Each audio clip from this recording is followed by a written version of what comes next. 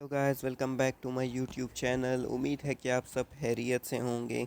तो गाइस जैसा कि आप सब जानते हैं कि पीएफ की वैकेंसीज़ अनाउंस हो चुकी है और उसके बाद पीएमए 151 लॉन्ग कोर्स की भी वैकेंसीज़ आएंगी और उसके साथ साथ नेवी की भी वैकेंसीज़ आने वाली हैं।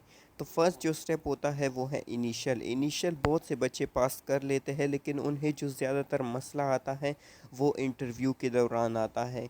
ड्यू टू लो कॉन्फिडेंस और कुछ ऐसी चीज़ें होती है जो वो अप्लाई नहीं करते अपने ऊपर, और इसलिए वो इंटरव्यू में रह जाते हैं और नॉन रिकमेंड हो जाते हैं। तो आज की वीडियो हमने इसलिए बनाई है ताकि इंटरव्यू के लिहाज से आपको कुछ टिप्स और ट्रिक दिए जाए और आपको बताया जाए कि कैसे आप अपना इंटरव्यू क्लियर कर सकते हैं। तो आज की वीडियो काफ़ी इंटरेस्टेड होने वाली है, तो वीडियो को स्किप मत करना, एंड तक देखना। तो चलो स्टार्ट करते हैं वीडियो को। तो इंटरव्यू के कुछ टिप्स हैं। नंबर वन जो है, believe in yourself and believe in अल्लाह। खुद पर भरोसा रखना है और अपने रब पर एतमाद रखना है। नंबर टू है, स्टे कूल काम एंड कॉन्फिडेंट। बिल्कुल ही काम रहना है और कॉन्फिडेंट रहना है। आपका confident throughout the interview loose नहीं होना चाहिए, क्योंकि कॉन्फिडेंट एक ऐसी चीज़ है जो आपके इंटरव्यू में यही एक चीज़ देखी जाती है। अपनी पर्सनैलिटी के अलावा जो चीज़ देखी जाती है वो होता है आपका कॉन्फिडेंट। अगर आपको कुछ भी नहीं आता लेकिन आपके पास कॉन्फिडेंस है, अच्छी पर्सनैलिटी है, तो आपको कोई नॉन रिकमेंड नहीं कर सकता। नंबर थ्री है, don't play with your expressions, keep a gentle. अपने चेहरे के एक्सप्रेशंस को बदलते बदलते नहीं रखना चाहिए। बस सिंपल थोड़ी सी हल्की सी स्माइल होनी चाहिए आपके फेस में। आपका जो आई कांटेक्ट होना चाहिए ना, वो इंटरव्यूअर के साथ होना चाहिए। साथ में जो कैप्टन या साइकोलॉजिस्ट हो बैठता है, उसको आपने देखना भी नहीं है। बस जो बंदा आपसे क्वेश्चन पूछे, आपका through out the interview eye contact उसी के आई में होना चाहिए। और स्माइल अपने फेस में थोड़ी हल्की सी रखना, ज़्यादा भी नहीं, लेकिन थोड़ी जो हल्की सी होती है वो आपकी डिसेंसी शो करती है और आपका एक अच्छा इंप्रेशन जाता है। नंबर फोर है, take permission before entering the room, may I come in sir. Room में जाने से पहले आपको परमिशन लेना बहुत ज़रूरी है। सिंपली आपने डोर को नॉक कर लेना है और बोलना है, मे I come in sir. Number five है, your voice must be strong, clear and Audible. आपकी जो आवाज़ होनी चाहिए ना, वो ऐसी होनी चाहिए कि सामने वाले को आपकी बात समझ आ सके। यानी कि मज़बूत होनी चाहिए और बिल्कुल ही क्लियर आवाज़ होनी चाहिए। आपकी आवाज़ में अगर आप स्लो बोलते हैं या कुछ ऐसे ही बोलते हैं ना, तो वो आपका इंप्रेशन अच्छा नहीं जाता है। तो आपकी आवाज़ बिल्कुल ही क्लियर होनी चाहिए। नंबर सिक्स है, if the interviewer shakes hand with you, then it's okay. Otherwise, just say अस्सलाम वालेकुम सर। अगर इंटरव्यूअर आपके साथ खुद हाथ मिलाना चाहे तो ये ठीक है, लेकिन अगर वो ऐसा नहीं करता तो आपने सिंपली खड़े होके बोलना है, अस्सलाम वालेकुम सर। नंबर एट है, don't sit on the chair unless he और she tells you to sit. आपने तब तक चेयर पर नहीं बैठना जब तक कि आपको इंटरव्यूअर बोले ना कि सिट डाउन। अगर वो बोल दे कि सिट डाउन, उसके बाद आप बैठ सकते हैं, लेकिन अगर वो नहीं बोलता तो आपने नहीं बैठना। नंबर नाइन है, don't share at the roof and walls, की फोकस ऑन द इंटरव्यूअर। आपने किसी चीज़ को नहीं देखना, जैसे कि वॉल हो या फिर कोई कुर्सी वगैरह, गिलास, किसी तरफ नहीं देखना। सिंपली है कि आपने सिंपल फोकस रखना है इंटरव्यूअर पर। जैसे कि मैंने पहले बताया कि आपका आई कांटेक्ट इंटरव्यूअर के साथ होना चाहिए। जब आप इधर उधर देखेंगे तो उन्हें पता लग जाएगा कि आपका कॉन्फिडेंस लूज़ हो रहा है और आप उतने कॉन्फिडेंट नहीं है जितना कि आप दिखा रहे हैं। नंबर टेन है, sit with your legs straight, don't sit with cross legs. आपने सीधे पाँव रखकर डिसेंसी से बैठना है। एक पाँव को दूसरे के ऊपर नहीं रखना, जो हम अमूमन रखते हैं घर में या कहीं और पे, या फिर स्टाइल में रख देते हैं। आपने सीधा एक जेंटलमैन की तरह बैठना है और आपके पाँव दोनों स्ट्रेट होने चाहिए। नंबर 11 है, your back must be straight, be alert and don't sit in a relax manner. तो आपकी जो बैक होती है ना, आपकी कमर, वो बिल्कुल स्ट्रेट होनी चाहिए। आपको अलर्ट रहना है और आपने रिलैक्स मैनर में नहीं रहना। जिस तरह के हम क्लासरूम में बैठते हैं, टेक लगा के आराम से रिलैक्स माहौल में बैठते हैं, आपने उस तरह नहीं रहना। आपका कमर बिल्कुल स्ट्रेट होनी चाहिए और आपकी आई कांटेक्ट इंटरव्यूअर के साथ होना चाहिए। नंबर 12 है, don't sit with both hands holding each other, keep them apart. दोनों हाथों को एक दूसरे के साथ मिलाकर नहीं रखना। अलग अलग एक एक पैर पर रखना है और एक दूसरे पैर पर अलग रखना है, सेपरेट रखने हैं अपने हाथ, एक दूसरे से मिलाकर नहीं रखने। नंबर 13 है you will be asked to introduce your self, prepare your introduction well. आपसे इंट्रोडक्शन लाजमी पूछा जाता है, और ये एक ऐसी चीज़ है जहाँ पर मोस्टली लोग अपने इंट्रोडक्शन गलत दे देते हैं और बहुत ही बैड इम्प्रेशन हो जाता है। तो आपने अपने इंट्रोडक्शन बिल्कुल ही सिंपल, डिसेंट और अच्छे से मैच्योर टाइप का प्रिपेयर करके जाना है पहले से। इंट्रोडक्शन के दौरान आपको बिल्कुल भी नहीं रुकना, बस आपने पूरी तैयारी होनी चाहिए, क्योंकि इंट्रोडक्शन एक ऐसी चीज़ है जो आपकी पूरी पर्सनैलिटी को बताता है। नंबर 14 है introduction is the most important part of any interview because it's your first impression on the interviewer. Avoid unnecessary details, stick to your self only, don't mention your family. Introduction बहुत ही important part होता है interview का, क्योंकि first impression यही होता है आपके इंटरव्यूअर पर। जब आप इंटरव्यू में जाते हैं तो सबसे पहला सवाल यही होता है। आपने अननेसेसरी डिटेल्स या गैर ज़रूरी डिटेल्स को अवॉइड करना है, सिर्फ अपने बारे में बताना है, क्योंकि इंट्रोड्यूस योर सेल्फ का मतलब है कि आप अपने बारे में उनको बताएं। अपने फैमिली को मेंशन मत करना, लेकिन अगर वो पूछे कि अपनी फैमिली को भी मेंशन करो फिर आप कर सकते हैं, लेकिन अगर सिंपली वो बोल दे इंट्रोड्यूस योर सेल्फ तो आपने सिर्फ अपने बारे में बताना है। तो don't mention your family members. It will lengthen the intro and interviewer will get bored. A to the point introduction consists of three parts: personal info, your full name, father name, and your city along with district. Number 2, educational info includes info about your degrees. Order must be latest degree first, then move to the next recent one: master, bachelor, FSc, matric. Include the years of completion, your institute name, obtain marks, total marks, percentage या grade. Number 3 है what are you doing nowadays. What are you doing nowadays includes information about the ongoing degree या job if any and the course which you have applied for. तो introduction के जो basic parts होते हैं वो 3 होते हैं। नंबर 1 है पर्सनल इन्फो, जिसमें आपका नाम आ जाता है, फादर नेम आ जाता है और जिस शहर से आप बिलोंग करते हैं वो आ जाता है।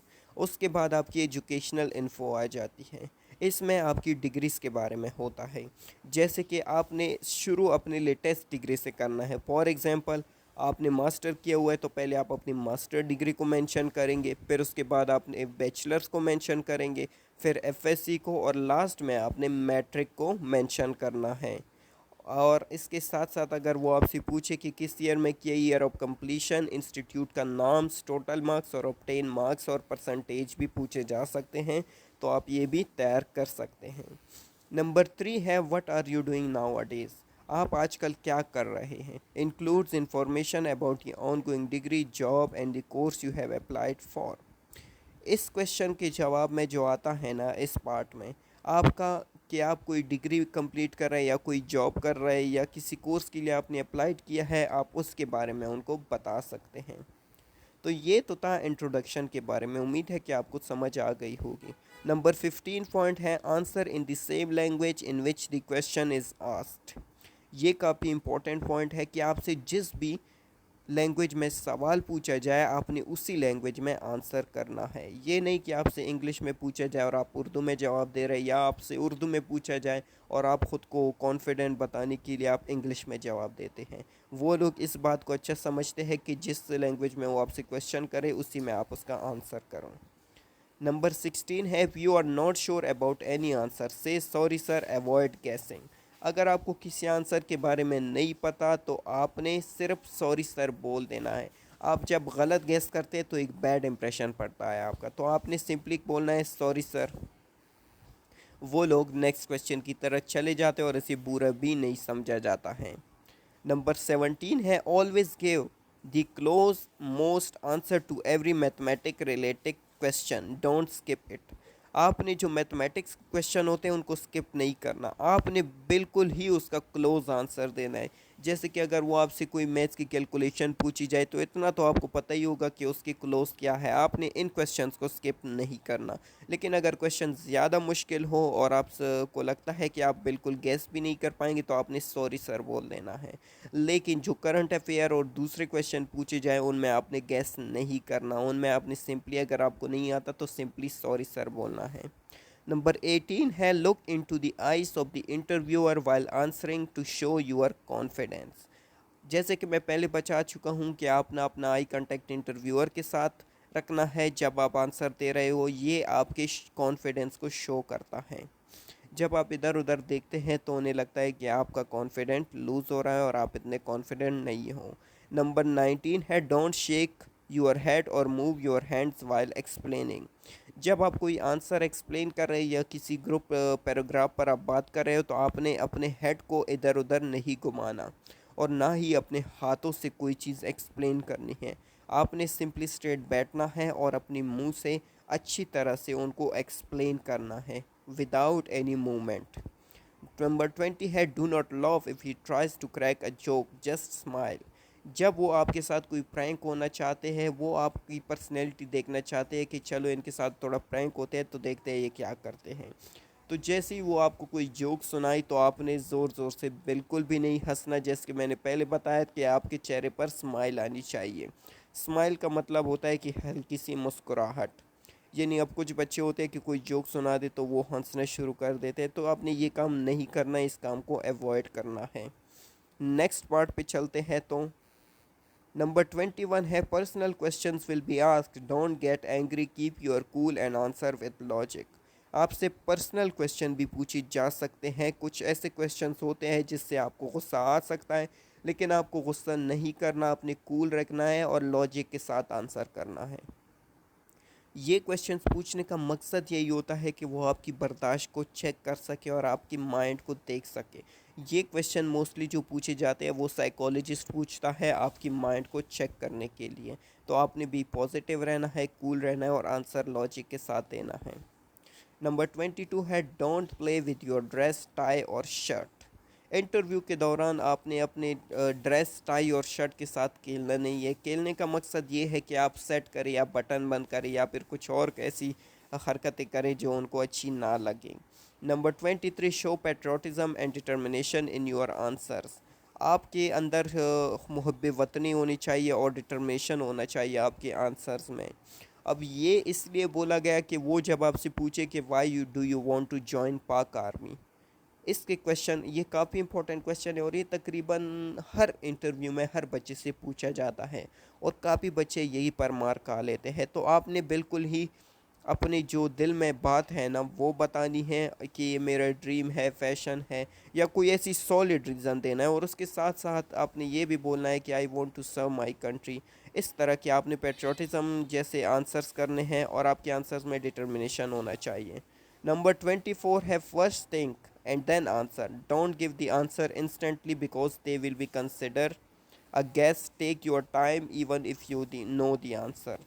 आपने पहले सोचना है अच्छी तरह से, उसके बाद आंसर करना है। Don't give the answer instantly, जल्दबाजी में कोई भी जवाब नहीं देना।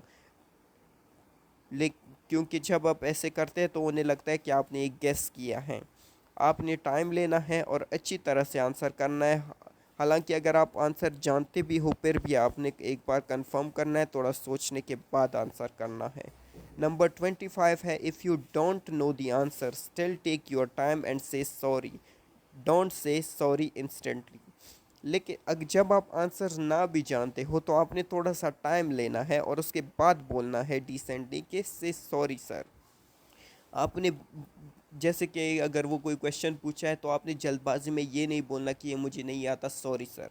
आपने उसके बारे में थोड़ा सा सोचना है, उनको दिखाना है कि आप थोड़ा सोच रहे हैं और उसके बाद कुछ टाइम लेने के बाद, थोड़ा सा यानी कि ज़्यादा टाइम भी नहीं, थोड़ा सा टाइम लेने के बाद आपने कॉन्फिडेंटली उन्हें बोल देना है कि सॉरी सर, तो वो लोग समझ जाएंगे। तो गाइस ये थी कुछ टिप्स एंड ट्रिक्स। अगर आप ये टिप्स एंड ट्रिक्स को फॉलो कर लेते हैं तो मैं आपको गारंटी देता हूँ कि आपको कोई भी इंटरव्यू में फ़ेल नहीं कर पाएगा। बहुत से बच्चे हैं जो मार्क आते हैं वो इन्हीं चीज़ों को फॉलो नहीं करते या इनमें से कुछ का ख्याल नहीं रखते। मोस्टली जो होते हैं वो why do you want to join Pak army या पाक एयरफोर्स या नेवी, ये क्वेश्चन काफ़ी गलत दे देते हैं। वो एक जवाब दे देते हैं लेकिन बाद में जब उनसे पूछा जाए कि आप अपना आंसर चेंज कर सकते हैं, लेकिन वो लोग उसी टाइम अपना आंसर चेंज कर देते हैं, तो उन्हें पता लग जाता है कि ये बंदा बिल्कुल ही फेक हो के आया, ये रियल नहीं है। तो आपने अपने आंसर पे डटे रहना है और उसे चेंज नहीं करना है, क्योंकि ये बहुत ही अच्छी बात होती है अपने आंसर अपने बात पर डटे रहना। और आपने अपना करेक्टर अच्छा शो करना है, क्योंकि करेक्टरलेस बंदों को वो लोग नहीं लेते। आपसे कुछ ऐसे सवाल किए जाएंगे जैसे गर्लफ्रेंड के बारे में, इस तरह के और सवाल पूछे जाएंगे, तो इसका जो सिंपल आंसर है आप बोल दे कि मेरी कोई गर्लफ्रेंड नहीं है, तो वो आगे से इतना नहीं पूछते हैं। लेकिन अगर आप बोल दें कि है, तो फिर वो आगे से कुछ और सवाल पूछते हैं। तो गाइस उम्मीद है कि आप लोगों को वीडियो अच्छी लगी होगी, आप लोगों को बातें समझ आई होगी, और आप मुझे उम्मीद है कि आप ये बातें फॉलो करेंगे। तो गाइस अगर वीडियो अच्छी लगी है तो वीडियो को लाइक कीजिए, ज़्यादा से ज़्यादा शेयर कीजिए, और अगर आप चैनल पर नए हैं तो चैनल को सब्सक्राइब कीजिए और बेल के आइकन को दबाना मत भूलिएगा, ताकि मेरी तरफ से आने वाली इस इंफॉर्मेटिव वीडियोस का नोटिफिकेशन आपको हर वक्त और हर जगह मिलता रहे।